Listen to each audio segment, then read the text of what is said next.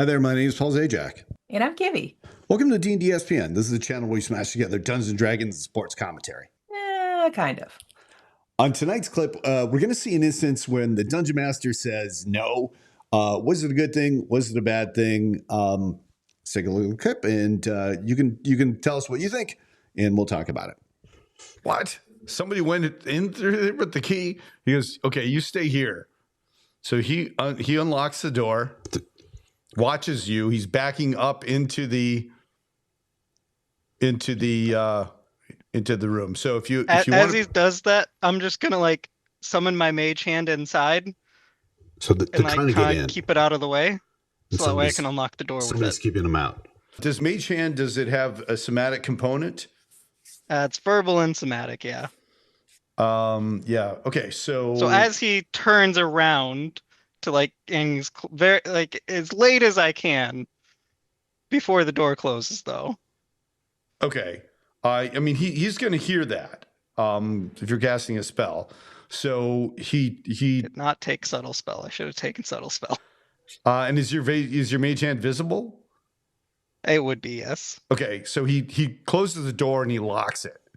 So essentially, shut down that plan. All right, Kivyy, what do you think? All right, Mage Hand is one of the shenanigan cantrips that you really kind of have to keep an eye out for. The minute you start yesing some of that off the wall stuff, your players will remember that forever. And before you know it, they're using Mage Hand to make themselves tinier, and they'll just use the Mage Hand to carry themselves out of rooms, and they'll use Mage Hand to do pretty much all the work. I think, and I'll kind of couch this in another discussion we had about another spell where I was like, the rules here, I could probably say yes because it's a unique use of it. This would be my no. Because what happens is you start to kind of up the power of this cantrip, and you start to bend the rules a little bit, and it's hard to put that genie back in the bottle. Players will start to expect, well, you let me do this with Mage Hand last time. And they'll say, you're pushing the boundaries a little bit of this cantrip. It's it's not supposed to be that powerful. This is one of the more, I think as far as cantrips go, this one is just so versatile. It's kind of for some players, it's a must take. I won't say that it is a must take cantrip spell if you have access to it, but it can do a lot. And as a DM, you kind of have to make sure that you're following the rules so that it doesn't do too much.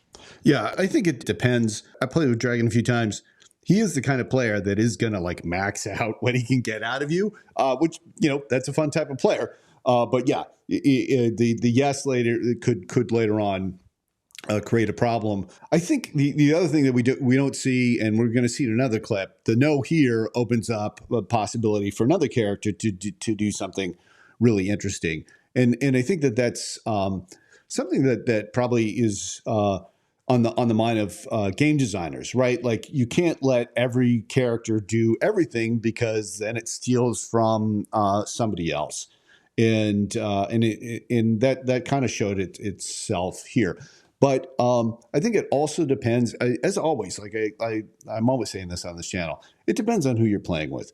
If it was a person who like my daughter or somebody who's first time playing D&D, I'm going to say yes to that, right? You can't set down the initial spark of oh yeah, I can do anything. But as the more experienced and the more tricky players are, definitely got to watch out.